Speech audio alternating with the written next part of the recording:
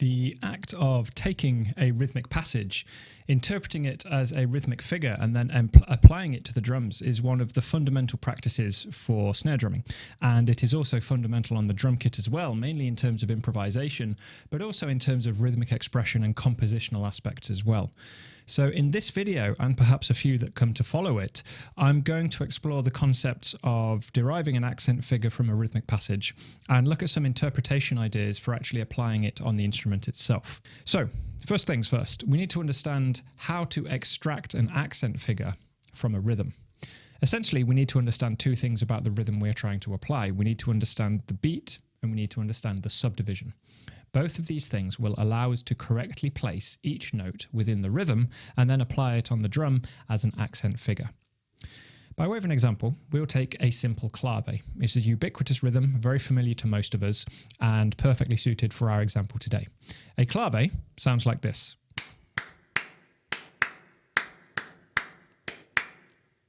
We know that's a clave because of the distance between each of the 5 notes. So because the distance between the 5 notes defines the clave, it doesn't matter whether we speed it up or slow it down. As long as the relative distance between all of them stays the same, we can still recognize it as a clave.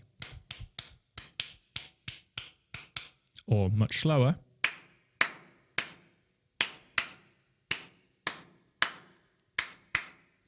It's still recognizable as a clave because of the relative distance between each note. To think about this in musicological terms, we need to define the subdivision on which it is based. That means if we can plot an equal number of pulses, we should be able to plot all 5 of the notes of the clave on one of those pulses to arrive at the correct distance in between them. Musicologists often call these pulses and use groupings of those pulses to define the spaces between each note. What does that mean? Well, let's take our clave again. In musicological terms, this is often described as existing on a 16-note pulse. That means in order to get all 5 notes of the clave and the correct distance between each of the 5 notes, we need to plot it across 16 evenly spaced pulses. Each grouping contains a certain number of pulses.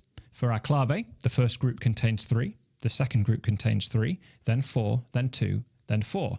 So 3, 3, 4, 2, and 4, of course, equate to 16, and the first note in each group corresponds to each note of the clave. In practice, it sounds like this. 1, 2, 3, 1, 2, 3, 1, 2, 3, 4, 1, 2, 1, 2, 3, 4, 1, 2, 3, 1, 2, 3, 1, 2, 3, 4, 1, 2, 1, 2, 3, 4. We can see that our clave is built across 16 evenly spaced pulses, and the notes within each grouping define the spacing.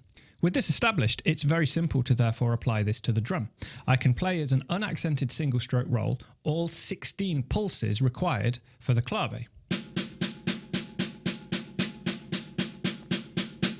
I can then simply apply accents according to the groups as I just clapped them. 1, 2, 3, 1, 2, 3, 1, 2, 3, 4, 1, 2, 1, 2, 3, 4.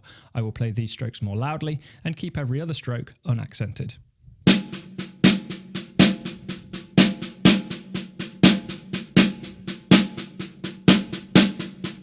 Again, it doesn't matter if I do this slowly or quickly, because of the relative distance between them defined by those groupings, it's always going to sound like a clave.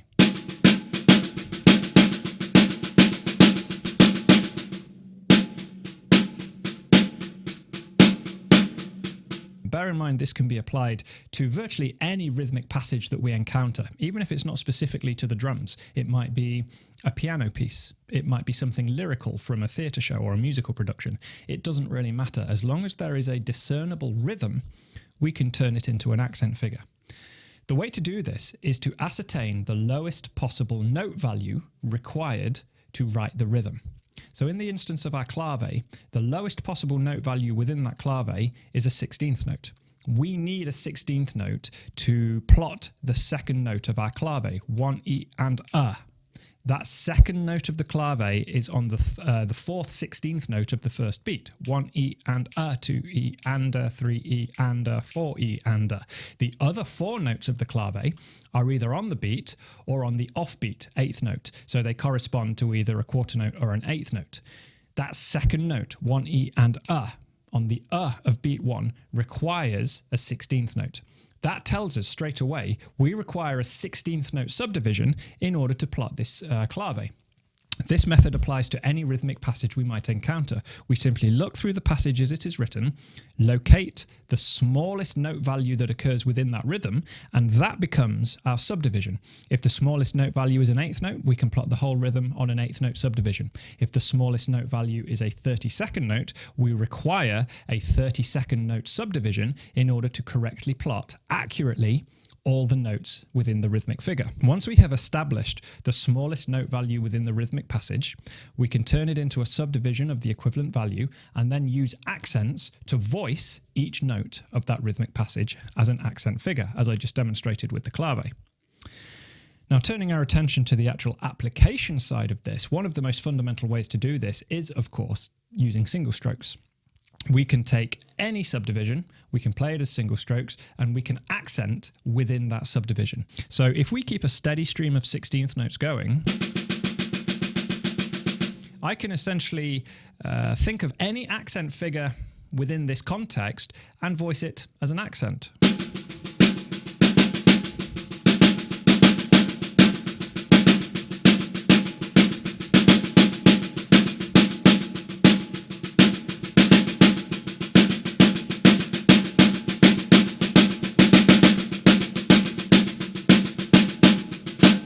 From an analytical point of view, we can analyze these using note groupings in the same way that I referred to the clave, 2s, 3s, 4s, etc. And this simply refers to the amount of notes within each grouping between each accent. So groups of 3.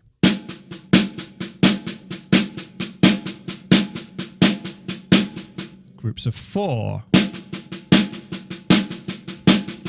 5. 6.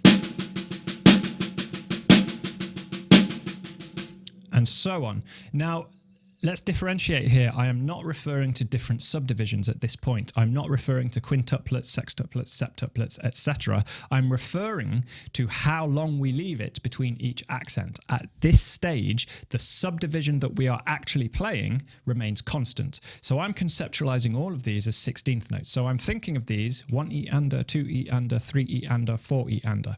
So if I'm playing groups of 5, I'm in essence becoming polyrhythmic, because the groups of 5, the accents are going to move in relation to that beat. Now, I'm not going to get into the relationship between odd accent groupings and polyrhythms today. That is the topic for another video, but it's absolutely fascinating how we can use this grouping of accents approach to derive some really interesting polyrhythms. However, today I want to focus on some of the possible ways we can apply this and just explore one or two very simple yet fundamental applications for this concept. We have already seen how we can very simply take something familiar like a clave and very easily voice it as an accent figure. Well, there are a number of things we can do to decorate this, to spread it out, to expand it, that employ our drumming vocabulary, that are less now to do with the theoretical approach of deriving the accent pattern and more to do with the practical approach of actually playing it. So the first thing I like to do is apply a flam to each accent. This is something that very neatly fits into a single stroke roll. It doesn't change the sticking. We quite simply play each accent if it occurs on the right hand as a right hand flam, and each accent that occurs on the left hand as a left hand flam. We still fundamentally maintain the single stroke sticking.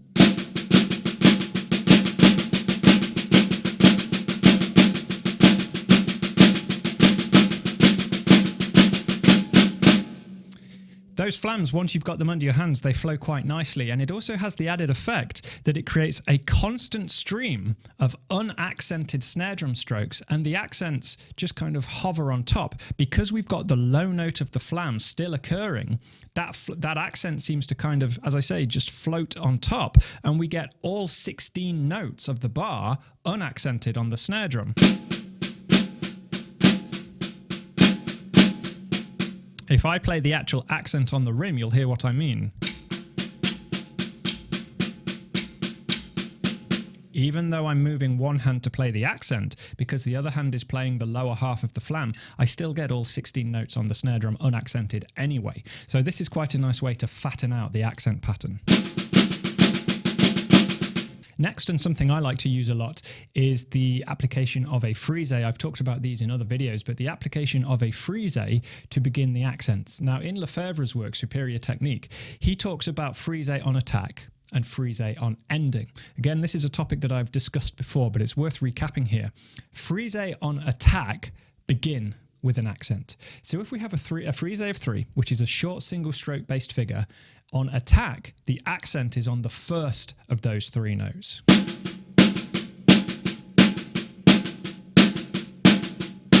So to begin with, frise on attack, if we begin with the frise of 3, this inserts a 32nd note single stroke into the unbroken stream of 16th notes. In essence, every accent becomes 2 32nd notes, but maintained as a single. Every note of that clave now is becoming a frise in itself.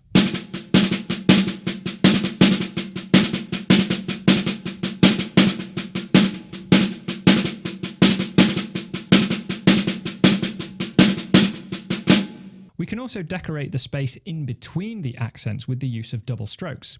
Quite simply, in the case of a 16th note rhythm like our clave, every unaccented 16th note becomes a 32nd note double stroke. This is a really common application, and we've seen it everywhere, but it is nevertheless a very powerful and a very fun way to decorate an accent figure.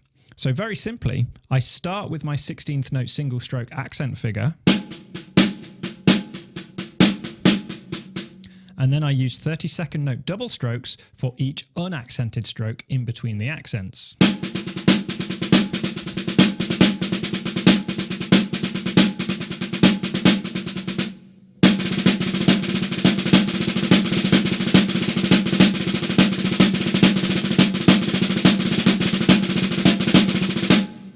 It's something that you can work up quite fast if you're comfortable with it, and it's something you can improvise with. We don't have to use this method on every unaccented 16th note.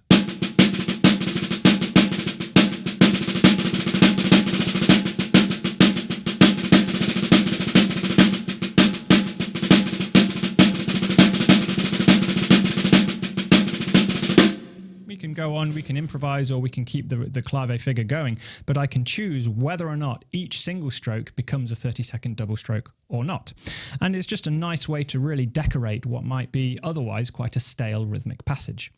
So as you can see, and I think I've talked about this in videos in the past, especially on the drum kit, this is a nice way to start building up your solo vocabulary and your improvisational repertoire.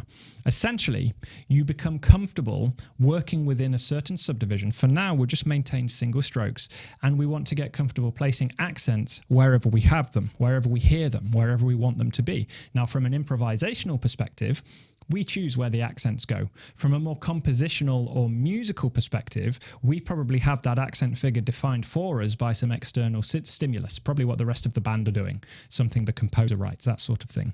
And when we think of them in this way, we can come up with any number of combinations simply by combining different groups of accents. We can think of a 3, a 5, a 6, a 7, a 4, etc., and we have this vocabulary ready to voice whatever we want. Now, I'm going to leave that there for today because I wanted to cover the basic concept and some fundamental ways with which we can actually apply these. In future videos, I'm going to look at some more compositional aspects. I'm going to look at some more adventurous sticking concepts where we break away from the single stroke sticking, and I'm going to look at different subdivisions as well. But I wanted today to just keep it simple and present this basic concept in its most fundamental form, so that we understand how to extract an accent figure from a rhythmic passage and how to interpret it and apply it in a really fundamental way on the drum. Once we've got this, we can build on it in a lot of ways. Thank you very much. I hope to see you on the next one.